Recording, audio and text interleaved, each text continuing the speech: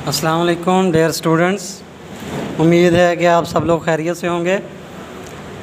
हम organic chemistry start करने लगे हैं। सबसे पहले व्हाट इज़ ऑर्गेनिक केमिस्ट्री, इसकी डेफिनेशन। तो इसकी पहले ओल्ड डेफिनेशन चल रही थी, वो compounds which are obtained from the living things they are called the organic compounds, और उनकी स्टडी को हम कहते हैं ऑर्गेनिक केमिस्ट्री। और वो कंपाउंड जो ऑब्टेन्ड होते हैं फ्रॉम द मिनरल्स उन्हें इनऑर्गेनिक कंपाउंड्स, और उनकी स्टडी को इनऑर्गेनिक केमिस्ट्री का नाम दिया जाता है। जब तक ये ओल्ड डेफिनेशन चल रही थी उस वक्त एक थ्योरी वैलिड थी जिसे हम कहते थे vital force theory. According to vital force theory के जो ऑर्गेनिक कंपाउंड्स हैं ये हम लेबॉर्ट्री के अंदर सिंथेसाइज नहीं कर सकते, ये सिर्फ प्रिपेयर होते हैं only by or within the living things.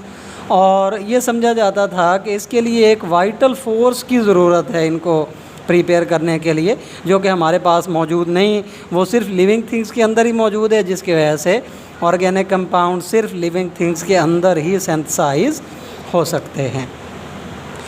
जब तक ये थ्योरी चल रही थी उस वक्त तक डिफरेंट साइंटिस्ट एक किस्म का ऑर्गेनिक कंपाउंड सिंथेसाइज करना गुनाह ही समझते थे। लेकिन एक दिन क्या हुआ कि ये एक साइंटिस्ट था फ्रेडरिक वुलर। फ्रेडरिक वुलर क्या कर रहा था, ये एक फ्रेडरिक वुलर ये एक कंपाउंड था अमोनियम सायानेट, जिसका ये फार्मूला है। इसको हीट कर रहा था और बाई चांस हीट करते हुए उससे यूरिया प्रिपेयर हुआ, जो कि इससे पहले ऑब्टेन किया जाता था from the faeces of the animal से, और ये वेल नोन ऑर्गेनिक कंपाउंड था और ये ऑर्गेनिक कंपाउंड माना जाता था। अब ये ऑर्गेनिक कंपाउंड सिंथेसाइज हो गया from this inorganic compound in the laboratory. इसको बेस बना के, इसको एग्जाम्पल बना के फ्रेडरिक वुलर ने क्या किया, वाइटल फोर्स थ्योरी को रिजेक्ट कर दिया। और इस थ्योरी की रिजेक्शन के बाद ऑर्गेनिक कंपाउंड की सिंथेसिस का एक ऐसा सिलसिला शुरू हुआ और इतनी फास्टली ऑर्गेनिक कंपाउंड लेबॉर्ट्री के अंदर सिंथेसाइज किए गए कि अब तकरीबन टोटल 9 मिलियन कंपाउंड्स के अंदर से सम अबाउट 5 मिलियन कंपाउंड जो हैं ये ऑर्गेनिक इन नेचर हैं। अब इस थ्योरी की रिजेक्शन के बाद जो मॉडर्न डेफिनेशन है वो दो किस्म की है। Number 1, the study of the compounds of carbon except some compounds. अब जैसे कार्बन मोनोऑक्साइड है, ये है तो कार्बन का कंपाउंड लेकिन इनऑर्गेनिक है, कार्बन डाइऑक्साइड है इनऑर्गेनिक है। इसी तरह मेटल के कार्बोनेट्स जैसे sodium carbonate, potassium carbonate, lithium carbonate, magnesium carbonate, ये इसमें कार्बन मौजूद है। इस तरह बाई कार्बोनेट्स, इनमें भी कार्बन मौजूद है, लेकिन ये क्या हैं, ये इनऑर्गेनिक हैं। और कुछ मेटल के कार्बाइड्स कुछ ऑर्गेनिक होते हैं और कुछ इनऑर्गेनिक होते हैं। तो इन कंपाउंड के अलावा the study of the compounds of carbon is called the organic chemistry.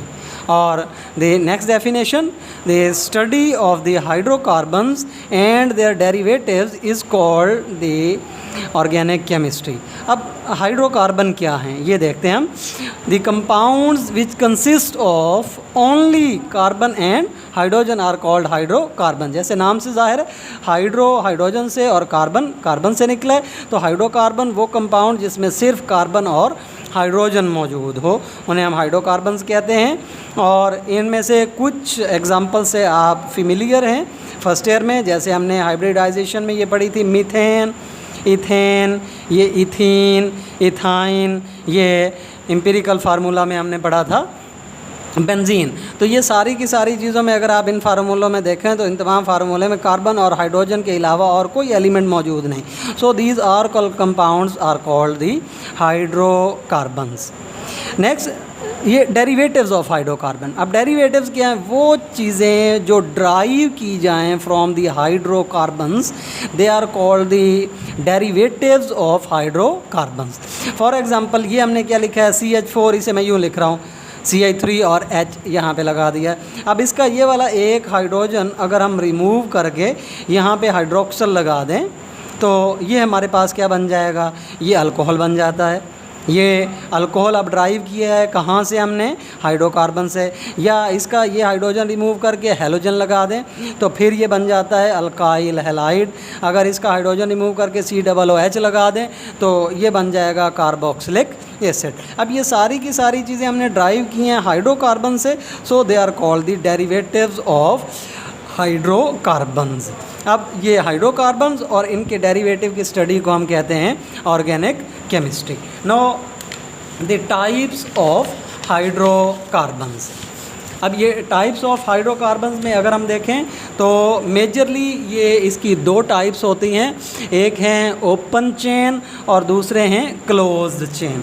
Open chain जिनमें ये जो दोनों एंड्स हैं ये आपस में एक दूसरे के साथ ज्वाइन ना करें, जैसे एक ये एंड है, एक ये एंड है चेन का, एक ये एंड है, एक ये एंड है। इट मीन्स कार्बन की चेन क्लोज नहीं ओपन है। क्लोज चेन में जो कार्बन्स हैं ये एक दूसरे के साथ ज्वाइन करके इस तरह की रिंग बना देते हैं। ये दोनों एंड्स इसके आपस में मिल जाते हैं और ये क्या हो जाती है, चेन क्लोज हो जाती है। ओपन चेन की आगे दो टाइप्स हैं, सैचुरेटेड हाइड्रोकार्बन्स, ऐसे हाइड्रोकार्बन्स जिनके अंदर कार्बन कार्बन के दरमियान